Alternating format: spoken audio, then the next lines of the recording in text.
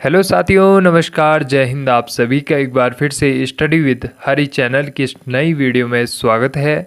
अगर आप भी किसी कॉम्पिटिटिव एग्ज़ाम की तैयारी करते हैं तो आप सभी के लिए एक और फॉर्म एसएससी ने जारी कर दिया है, जिसका नाम है कंबाइंड ग्रेजुएट लेवल एग्जामिनेशन 2026, यानी सीजीएल के फॉर्म एसएससी के द्वारा इस बार जारी किए गए हैं। जैसे कि आज की इस वीडियो में मैं इसी की फुल इन्फॉर्मेशन आपको देने वाला हूं। इसके लिए आपके पास क्या योग्यता होनी चाहिए। योग्यता तो खैर आपको एजुकेशन क्वालिफिकेशन तो इसके नाम में ही लिखी हुई है। अगर आपने ग्रेजुएशन किया है तभी आप इस वीडियो को आगे देख सकते हैं, या आप ग्रेजुएशन के फाइनल ईयर में हैं तब भी आप इस वीडियो को आगे देखें। और बाकी अगर कोई वैसे इसके सिलेबस को देखना चाहता है या इसके एग्ज़ाम पैटर्न को देखना चाहता है, जिसकी इच्छा है और उसका ग्रेजुएशन नहीं भी हुआ है, वो अभी फर्स्ट ईयर या अभी 12वीं में है, तो इसकी तैयारी साथ साथ में करने वाले अभ्यर्थी भी इस वीडियो को अंतिम तक ज़रूर देखें। लेकिन और जिनका सेक्टर अलग है, जो अलग तैयारी कर रहे हैं, तो वो फालतू इस वीडियो में समय बर्बाद ना करें। आप अपनी तैयारी पे लगे रहिए, मैं इतनी ही राय दूंगा। और चलिए बिना समय बर्बाद किए हुए आपको आगे ले चलते हैं। सबसे पहले तो इसके फॉर्म्स थोड़ा सा मैं वीडियो लेट यहाँ पर बना पा रहा हूँ। जैसे कि यहाँ पर आप देख रहे हैं 21 मई 2026 से इसके फॉर्म्स खुल चुके हैं, लेकिन अभी फॉर्म फिलअप की डेट बहुत है। 22 जून तक आप इसके लिए आवेदन कर सकते हैं। 22 जून और 23 जून अगर किसी की जैसे फीस छूट जाती है और फॉर्म फिलअप रहता है तो 23 जून यानी 24 घंटे एक्स्ट्रा आपको फीस पेमेंट करने के लिए दिए जाते हैं। बाकी इसमें अगर कोई फॉर्म फिलअप करते हुए गलती हो गई होगी तो इसकी जो करेक्शन डेट रहेगी वो करेक्शन विंडो इसकी 29 जून से और 1 जुलाई के बीच खुलने वाली है। बाकी इसमें टीयर 1 टीयर 2 दो तरीके के एग्ज़ाम होते हैं और दोनों कंप्यूटर बेस्ड टेस्ट ही होते हैं। जैसे कि आप वीडियो की स्क्रीन पर आपको दिखाई दे रहा होगा, इसकी जो लगभग टीयर 1 की जो डेट रखी गई है वो अगस्त सितंबर 2026 के बीच, यानी उन्होंने अभी सिर्फ इसकी एग्जैक्ट डेट नहीं बल्कि इसके मंथ को यहाँ पर दिखाया है। और साथ ही जो इसका अगर अगस्त सितंबर 2026 के बीच इसका टीयर 1 का एग्ज़ाम हो जाता है तो टीयर 2 का एग्ज़ाम इसका दिसंबर 2026 तक कंप्लीट हो जाएगा। तो अगर ऊपर से लगातार जैसे भर्तियाँ लीक हो रही हैं तो ऐसा ना हो, और अगर परमपिता परमेश्वर की कृपा बनी रहे तो यहाँ पर आप देख सकते हैं कि लगातार ये भर्तियाँ भी खुल रही हैं। लेकिन थोड़ा सा पेपर जो लीक हो रहे हैं उसकी वजह से हमारे जो बीच के साथी हैं, अभ्यर्थी हैं, वो डिस्टर्ब हो रहे हैं। लेकिन आप अपनी तैयारी बरकरार रखिए। आप अपने टारगेट मंथ को अगर आपने इसका फॉर्म फिलअप किया है तो आप इसका ज़रूर ये टारगेट मंथ रखिए। आगे आपको एग्ज़ाम पैटर्न और सिलेबस के साथ साथ एक स्ट्रेटजी भी बताऊंगा, तो आप वीडियो को अंतिम तक ज़रूर देखिए। चलिए अब इसमें सबसे पहले तो ये है क्या, तो हमें ये पता ग्रेजुएट लेवल के एग्ज़ाम ने जैसे कंबाइंड ग्रेजुएट लेवल एग्जामिनेशन क्यों रखा है इसका नाम। इसका अर्थ ये है कि इसमें जो वॉरियर्स पोस्ट है, जैसे आपके जैसे ग्रुप बी और ग्रुप सी की मिक्स पोस्टें आती हैं, जो कि आपकी सभी ग्रेजुएशन लेवल की पोस्ट रहती हैं। और जैसे यहाँ पर आप नीचे की तरफ इसके डिटेल्स ऑफ पोस्ट में देखें तो इसमें पे लेवल 8 की आपको अगर जॉब दिखेगी तो यहाँ पर assistant audit officer, assistant audit officer आपका स्टेट कैडर, सेंट्रल कैडर अलग अलग जगहों में पड़ते हैं। और जो इसके लिए एज की रखी गई है तो आप देख सकते हैं एज भी आगे यहाँ पर शो की गई है, 18 से 30 वर्ष इसमें लगभग सभी पे लेवल 8 की जॉब में है। असिस्टेंट अकाउंट ऑफिसर, अगर आपने ये सपना रखा है कि हमें इस में जाना है तो आप ज़रूर इसके लिए अप्लाई कीजिएगा। 18 से 30 वर्ष की आयु सीमा वाले इसमें अप्लाई कर सकते हैं। जैसे कि आप वीडियो की स्क्रीन पर दिखाई दे रहा होगा आपको पे लेवल 7 की अगर आप जॉब करना चाहते हैं तो असिस्टेंट सेक्शन ऑफिसर आपको विभिन्न डिपार्टमेंट्स में मौका मिलेगा काम करने का as a assistant section officer के पद पर, जैसे कि central secretariat, service police, intelligence bureau, ministry of railways, ministry of external affairs. तो इसमें आप आवेदन कर सकते हैं। इसके लिए जो एज क्राइटेरिया है वो वीडियो की स्क्रीन पर आप देख रहे होंगे, और मैं अगर एक एक करके यहाँ पे आपको बताऊंगा तो समय लग जाएगा, इसलिए आप ज़रूर इस वीडियो को पॉज करके भी देख सकते हैं। और साथ साथ में जैसे कि ये इंस्पेक्टर ऑफ इनकम टैक्स में आप इंस्पेक्टर के पद पर कार्य करना चाहते हैं तो आप ये ग्रुप बी की पोस्ट है और 18 से 30 वर्ष की बीच की उम्र सीमा इसमें है। बाकी सामान्य आपका एक नॉर्मल ग्रेजुएशन होना अनिवार्य है, वो एजुकेशन क्वालिफिकेशन मैंने आपको बता दी है। बाकी एज मैं आगे यहाँ पर बता ही रहा हूँ आपको लगातार। जैसे आप किसी भी डिपार्टमेंट में एग्जीक्यूटिव असिस्टेंट बनना चाहते हैं, डिविजनल अकाउंटेंट बनना चाहते हैं, और एनआईए में यहाँ पर आप देख सकते हैं नेशनल इन्वेस्टिगेशन एजेंसी में सब इंस्पेक्टर के पद पर अगर आप कार्य करना चाहते हैं तो इसके लिए भी 18 से 30 वर्ष की उम्र सीमा रखी गई है। और ग्रुप बी की पोस्ट है, आपका सामान्य ग्रेजुएशन होना चाहिए, आप इसके लिए एलिजिबल हो सकते हैं। ऑडिटर, अगर आप ऑडिटर बनना चाहते हैं, पे लेवल 5 की जॉब है, इसके लिए आप अप्लाई कर सकते हैं। 18 से 27 वर्ष इसमें उम्र सीमा तय की गई है। जैसे आप सेंट्रल ब्यूरो ऑफ नारकोटिक्स यानी मिनिस्ट्री ऑफ फाइनेंस के अंतर्गत सब इंस्पेक्टर बनना चाहते हैं, टैक्स असिस्टेंट बनना चाहते हैं, तो आप इसके लिए अप्लाई कर सकते हैं। तो ये विभिन्न पोस्ट है आप देख रहे होंगे। अगर आपने इसका पूरा आपको डिटेल्स चाहिए तो आप देख सकते हैं यूट्यूब पर, गूगल पर आजकल कई चीज़ें सर्च करके आ जाती हैं। अगर आपको इसके बारे में और डिटेल्स में जानकारी चाहिए होगी तो इस वीडियो के नीचे डिस्क्रिप्शन में मेरी इंस्टाग्राम आईडी है, तो वहाँ से मुझसे आप संपर्क भी कर सकते हैं। आपको नॉर्मली उस पर क्लिक करना है, वहाँ पर मुझे आप फॉलो करें ना करें लेकिन ज़रूर उसमें मैसेज कर सकते हैं इंस्टाग्राम आईडी में। यहाँ पर आप देख सकते हैं जो एज इसमें काउंट होगी आपकी कि आप एलिजिबल हैं या नहीं है, तो 1/8/2026 के बेस पर होगी। और इसमें अलग अलग पोस्ट के लिए अलग अलग, जैसे 18 से 27 और 20 से 30 और 18 से 30 वर्ष की उम्र सीमा रखी गई है। यहाँ पर आप देख सकते हैं एज काउंटिंग की यहाँ पर जो डेट ऑफ बर्थ सीमा रखी गई है वो यहाँ पर दी गई है। बाकी SC/ST के लिए ऑब्वियसली एज रिलैक्सेशन मिला हुआ है 5 साल का, OBC के लिए 3 साल का, अन्य कैटेगरी के लिए भी अलग अलग कैटेगरी के हिसाब से एज रिलैक्सेशन यहाँ पर मिला हुआ है। हम यहाँ पर फालतू वैसे जो इम्पोर्टेंट जानकारी होगी उन्हीं को यहाँ पर आपको बताने वाले हैं। और लगातार जैसे कि हम वीडियो की तरफ नीचे की तरफ बढ़ रहे हैं, नोटिफिकेशन ये इसका मुख्य नोटिफिकेशन है, इसलिए आप जब भी मैं आपसे वीडियो, आप लगातार मेरी पिछली वीडियोस भी देख सकते हैं। मैं जो ऑफिशियल नोटिफिकेशन जब तक नहीं आता है तब तक कोई भी वीडियो नहीं लाता हूँ। एग्जैक्ट डेट यहाँ पर होनी चाहिए, देख सकते हैं आप।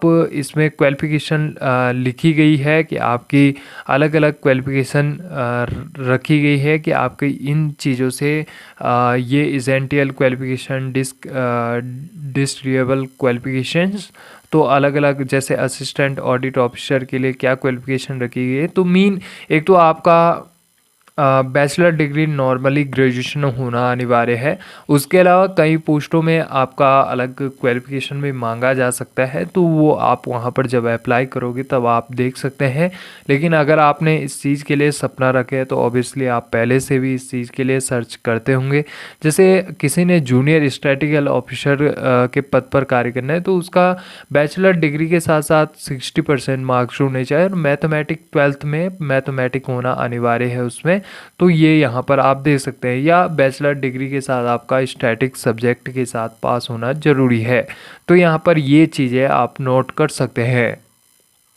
बाकी यहाँ पर हम अगर नीचे की तरफ बढ़ें तो नॉर्मली अगर आप इसके लिए फॉर्म फिलअप करना चाहते हैं और जनरल कैटेगरी EWS OBC से हैं तो आपकी नॉर्मली इसमें 100 रुपये फ़ीस बढ़ने वाली है। बाकी ओमेन कैंडिडेट और साथ में SC/ST कैटेगरी के कैंडिडेट, PWBD और ESM एक्स सर्विसमैन कैंडिडेट को यहाँ पर कोई भी फ़ीस, अप्लाई फ़ीस नहीं देनी पड़ती है।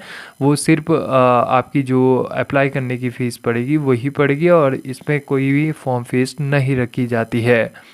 बाकी आप नीचे की तरफ बढ़े तो यहाँ पर ये अलग अलग एग्जामिनेशन सेंटर्स भी रखे गए हैं अलग अलग रीजनल के हिसाब से। हम इसमें जो जो इम्पोर्टेंट्स नोटिफिकेशंस जैसे यहाँ पर आप देख सकते हैं इसका जो इसका एग्ज़ाम पैटर्न है वो क्या है। तो सबसे पहले मैं आपको बता दूं जो इसमें एग्ज़ाम होने वाला है वो कंप्यूटर बेस्ड एग्ज़ामिनेशन इसमें होगा आपका। और टीयर 1 टीयर 2 दो आपके दो स्टेजेस दो टीयर्स में आपके एग्ज़ाम होने वाले हैं। और इसमें आप नीचे की तरफ अगर हम बढ़े तो इसका जो एग्ज़ाम पैटर्न हमें देखने को मिल रहा है उसमें सबसे पहले टीयर 1 का एग्ज़ाम पैटर्न देखते हैं। इसमें आपका जो सब्जेक्ट्स आएंगे उसमें जनरल इंटेलिजेंस एंड रीजनिंग आपके 25 क्वेश्चन आने वाले हैं और एक क्वेश्चन 2 मार्क्स का होगा। मैक्सिमम 50 मार्क्स के यहाँ पर ये क्वेश्चन आपका यानी रीजनिंग आएगा। फिर जनरल अवेयरनेस 25 क्वेश्चन आएंगे 50 नंबर के। क्वांटिटेटिव एप्टीट्यूड यानी मैथ आपके 25 क्वेश्चन आएंगे 50 नंबर के। और इंग्लिश कॉम्प्रिहेंशन आपका 25 क्वेश्चन आएंगे 50 नंबर के। तो आप देख सकते हैं लगातार। बाकी एक चीज़ मैंने इससे पहले वाली वीडियो में भी बताया था आपको कि यहाँ पर एक इस बार से एसएससी ने एक बड़ा बदलाव कर दिया है। जैसे आप देख सकते हैं 1 आवर का एग्ज़ाम होता है और इसमें विद सेक्शनल टाइमर लगेगा यानी 15 मिनट का आपका एक सब्जेक्ट का टाइम रहेगा आपका।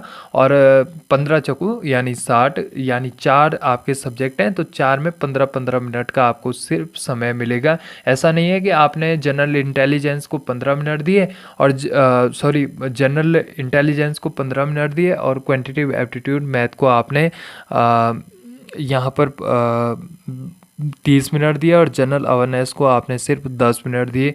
तो उसमें क्या हो जाएगा कि हमारा जो फोकस रहता है वो रहता है कि नहीं हमें लास्ट में मैथ करनी है या जो भी जिसकी भी स्ट्रेटजी रहती है कि मुझे तो आधा घंटा लगभग मैथ को देना है और बाकी जो उसका समय रहता है जो हिंदी का या इंग्लिश का जो आपका अदर एग्ज़ाम की मैं बात कर रहा हूँ, एक ही एग्ज़ाम की बात नहीं कर रहा हूँ। तो पर हम एसएससी जो सेंट्रल लेवल के एग्ज़ाम होते हैं उनमें यही करते हैं। तो इस बार उन्होंने सीधा 15 मिनट का अपने ही तरफ से वो फिक्स कर दिया है कि आपको प्रत्येक सब्जेक्ट को 15 मिनट में निपटाना होगा। ये कंफर्म है अगर आपने उसमें अप्लाई किया है। इसमें नेगेटिव मार्किंग भी है, आप देख पा रहे होंगे 0.50 मार्क्स की यहाँ पर नेगेटिव मार्किंग रखी गई है।